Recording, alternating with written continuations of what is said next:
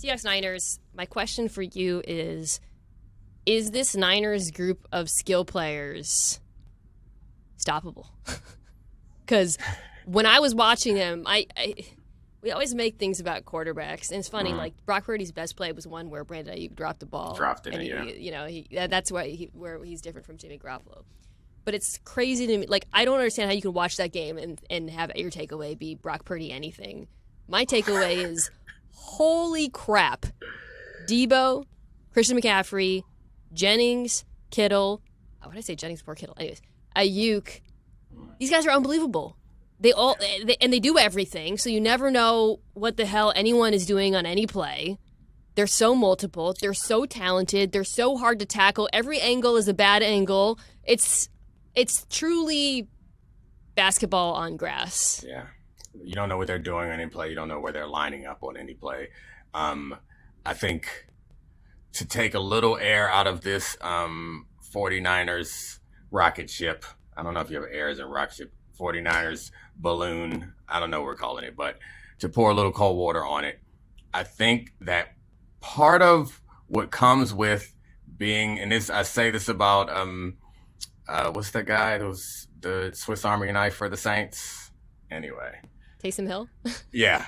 I say this about Taysom Hill, is that like being a Swiss Army knife means you're not great at any one thing. And that's the best argument I can say is for a guy like Deebo Samuel, he's incredible run after the catch. He's not a great pure wide receiver. So like the separation that is being created, and like, I'm only doing this because it's not fun for you to say that they're amazing and then me to come on and say, you know what, I think they're more amazing than you think they're amazing. I think that if you're going into this game as a Cowboys fan with any hope, I think that you have to force them to do the things that they're not good at. And they're still better, and by them I mean individuals. They're still better at these things than most people. But you want to make Debo a receiver that needs to create separation and get open. You don't want him to be a running back. You don't want him to be a short catch guy. You don't want him to be a screen guy. You want him to have to get downfield and get away from sticky man coverage. You want Brandon Ayuk to have to be a true number one. You want to force him into that situation. As far as Christian McCaffrey is concerned, he is someone who actually is really good at a lot of things. Yeah. He's not the Swiss Army knife.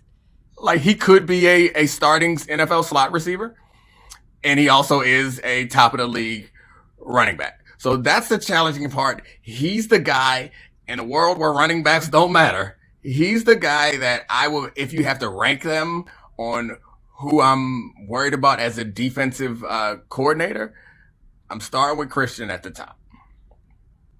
He is like if Kyle Shanahan built a player in a lab for his offense. Like, just he even looks like he was made in a lab. He does. Like, it's the haircut. Face, it's the haircut. He looks like a doll that was kind of like made out of like a Rocky Horror Picture Show kind of thing. He looks like he's like a 18-year-old private in the military. Like, he just got there, the drill sergeant spitting on him while he yells in his face, and he's unfazed by it. No, actually, he's a little more refined than that. He's probably in his third year or so of service. He's got a Marine feel to him. It's cool that we get to see him in this offense, unless you're playing them and it's miserable. But, I mean, that's the other thing about this last game. Like, holy Kyle Shanahan, dude. Like, the way he sequences plays, the way he was using the Seahawks' tendencies against each of them. If you've freezed on just about every play, at least two guys are open. At least, like, I quote tweeted, I think it was Dan Pizzuta.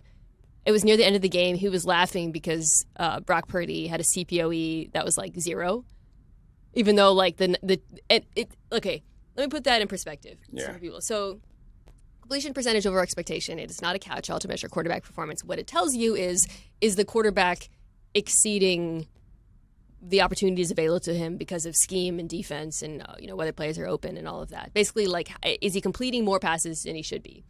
And like, you have quarterbacks who are in really good schemes like Patrick Mahomes, whose CPOEs are not that high as a result. It's not a stand-in for quality. However, it tells you a lot about play calling.